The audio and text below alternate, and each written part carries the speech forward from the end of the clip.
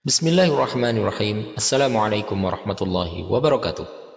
Ka'bah memiliki sejarah panjang dan mengalami berbagai fase. Dimulai dari zaman Nabi Ibrahim alaihissalam dan putranya, Nabi Ismail alaihissalam. Ketika itu, Allah SWT memerintahkan kepada mereka untuk menetap bersama keluarganya di Makkah Al-Mukarramah, yang saat itu hanya merupakan sebuah tempat tandus. Setelah kedua Nabiullah tersebut menetap di sana, Allah SWT memerintahkan mereka untuk membangun Ka'bah. Nabi Ismail alaihissalam bertugas untuk menyediakan batu, sedangkan Nabi Ibrahim alaihissalam bertugas untuk membangun Ka'bah. Maka bangunan Ka'bah pun mulai terlihat dan mereka meneruskan pembangunan hingga selesai.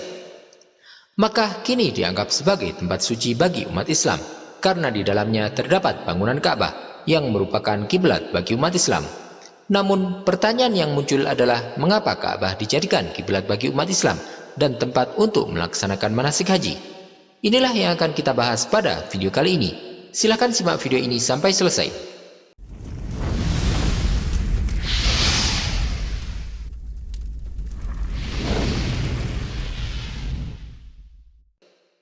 Setelah Rasulullah SAW berhijrah ke Madinah, Baitul Maqdis menjadi kiblat bagi umat Islam.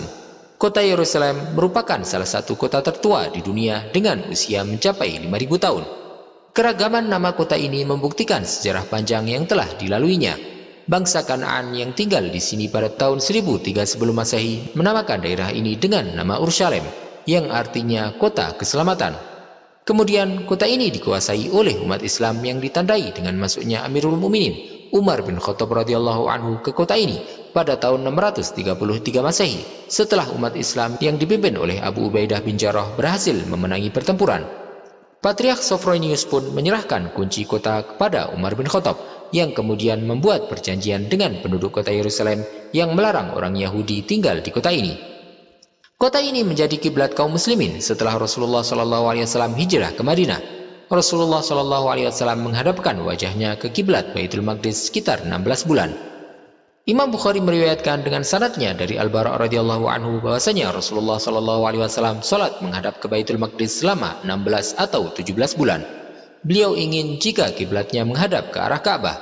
Kemudian suatu saat beliau salat asar bersama sekelompok sahabat dengan menghadap ke kiblat Ka'bah. Setelah itu ada seorang sahabat yang ikut salat bersama beliau keluar dan melewati kaum muslimin di sebuah masjid yang pada waktu itu sedang salat dan dalam keadaan rukuk. Sahabat tersebut berkata, "Aku bersaksi kepada Allah, sungguh aku telah salat bersama Rasulullah SAW dengan menghadap ke Mekah." Mereka pun segera berputar dalam keadaan salat menghadap ke arah Ka'bah. Beberapa sahabat yang terbunuh pada awal masa Islam selama hidupnya salat menghadap ke arah kiblat pertama, yaitu Baitul Maqdis, dan para sahabat pun bertanya-tanya mengenai kondisi mereka. Maka Allah SWT menurunkan firman-Nya, "Wa ma kana Allahu liyudhi'a imanakum, innallaha bin-nasi laraufur rahim." Allah tidak akan menyia-nyiakan imanmu. Sesungguhnya Allah benar-benar Maha Pengasih lagi Maha Penyayang kepada manusia. Arah pertama yang menjadi kiblat Rasulullah SAW adalah As-Sakhrah Al-Musyarrafah atau batu suci di Baitul Maqdis. Kiblat inilah yang menjadi kiblat pertama umat Islam. Sebelumnya, ketika di Makkah, Rasulullah SAW salat di antara dua rukun Ka'bah yang posisinya sudah menghadap ke arah As-Sakhrah Al-Musyarrafah. Namun setelah hijrah ke Madinah, salat terus menghadap ke arah Sakhrah Al-Musyarrafah dan menjadi hal yang sulit untuk dilakukan.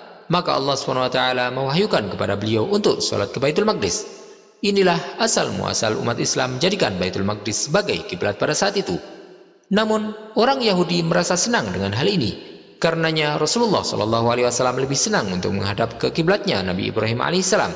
Beliau berdoa kepada Allah SWT seraya menengadahkan wajahnya ke langit. Maka Allah SWT pun mewahyukan kepada beliau untuk merubah kiblat ke arah Ka'bah. Hal ini sebagaimana yang disebutkan oleh Allah SWT dalam firman-Nya, "Qad nara taqalluba wajhika fis sama', falanwalliyannaka qiblatan tardaha, fawalli wajhaka syatral masjidil haram." Sungguh kami melihat wajahmu, wahai Nabi Muhammad, sering menengadah ke langit, maka pasti akan kami palingkan engkau ke kiblat yang engkau sukai, lalu hadapkanlah wajahmu ke arah Masjidil Haram.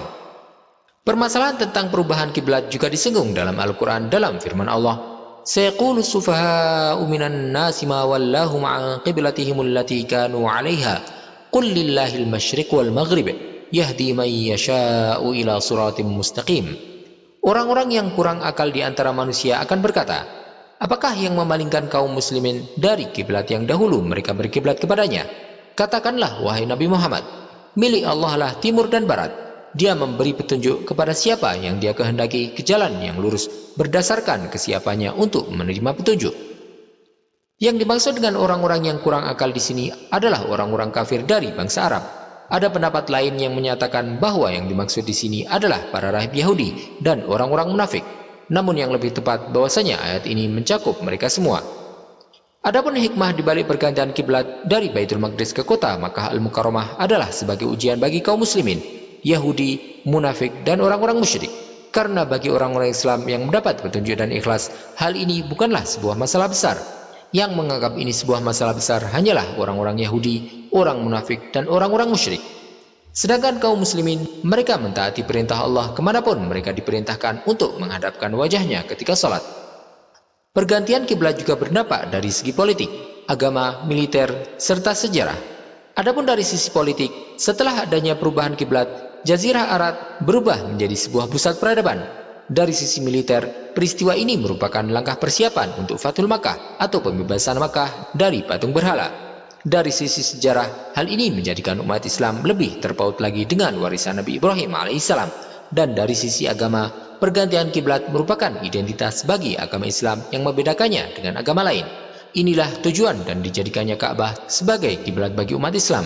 Umat Islam sampai hari ini masih memberikan perhatian yang besar terhadap Ka'bah, mengingat fungsinya sebagai kiblat bagi mereka. Ada kemungkinan pembangunan Ka'bah pertama kali dilakukan oleh malaikat. Mereka meletakkan fondasi awal, dan pada fase sejarah berikutnya Nabi Ibrahim alaihissalam bersama putranya Nabi Ismail alaihissalam melanjutkan pembangunannya sebagaimana yang dijelaskan sebelumnya. Ketika pertama kali tiba di Makkah, beliau hanya menemukan sebuah padang tandus yang dikelilingi oleh gunung-gunung dan tidak ada seorang pun yang tinggal di sana, serta tidak ada satupun tanaman yang tumbuh karena tidak ada air di sana. Namun setelah mata air Zam-Zam muncul dari perut bumi, daerah ini berubah menjadi daerah hijau yang subur, yang hingga saat ini jutaan umat Islam masih dapat menikmati segarnya mata air Zam-Zam yang terletak di sekitar Ka'bah, tepatnya di dekat Bukit Sofa. Ka'bah mengalami beberapa tahap rekonstruksi seiring berjalannya waktu. Tahapan pembangunan yang paling penting adalah ketika kaum Quraisy membangun ulang Ka'bah setelah terjadinya kebakaran besar. Kebakaran tersebut diakibatkan oleh seorang wanita yang membakar kemenyan dengan tujuan mengharumkan Ka'bah. Namun tak diduga, api menyambar dan membakar kain kiswah sehingga bangunan Ka'bah runtuh. Peristiwa ini membuat kaum Quraisy bingung. Sebagian orang mengusulkan untuk menghancurkan dan membangun kembali Ka'bah dari awal, sedangkan sebagian yang lain menolak untuk menghancurkan Ka'bah. Di tengah perdebatan tersebut, tiba-tiba terjadi banjir besar yang menyebabkan bangunan Ka'bah yang tersisa hancur.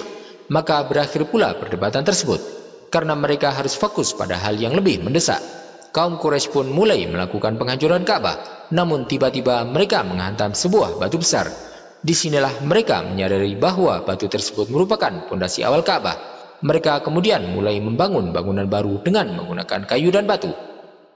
Yang membedakan bangunan ini dengan bangunan sebelumnya adalah posisi pintunya yang dinaikkan agar tidak mudah diterjang banjir. Selain itu, atap ditambahkan, kemudian tangga dibuat untuk akses masuk ke dalamnya, dan saluran air dipasang untuk mengalirkan aliran air hujan. Inilah keadaan bangunan Ka'bah yang bertahan hingga saat ini. Wallahu ta'ala a'lam wa sallallahu wa sallam wa baraka ala sayyidina Muhammadin wa ala alihi wa sahbihi ajma'in.